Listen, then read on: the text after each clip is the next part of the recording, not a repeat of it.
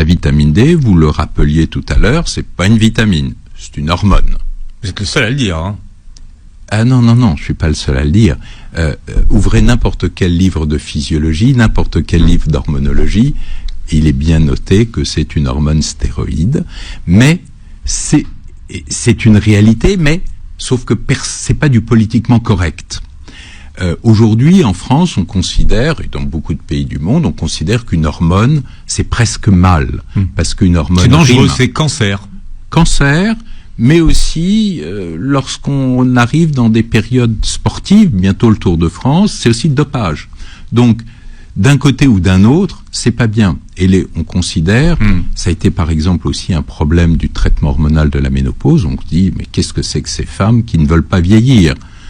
Donc c'est briser un tabou, c'est aller à l'encontre de la nature, alors que ces hormones ne sont que des messagers chimiques qui vont d'un endroit à un autre et qui font passer un message. Elles ne sont ni mauvaises, ni bonnes, mais elles peuvent être dangereuses si mal utilisées. Mais est-ce qu'on est vraiment carencé en hormone D?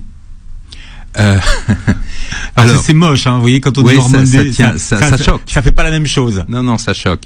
Comme on le dit, tout le monde dit 90% de la population est carencée en... Ouais, c'est juste. Donc oui. Et est-ce qu'on pourrait le trouver dans l'alimentation? Non. D'accord.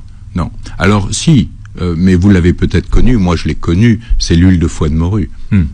Mais il faut aller un petit peu plus loin que ça, parce que ce qui est important, c'est pas la notion, c'est pas parce que 90% ou plus de la population est carencée qu'il faut prendre ça ou ça. Il faut savoir quel est votre statut à vous. Et c'est toute notre force de physiologiste, c'est de mesurer.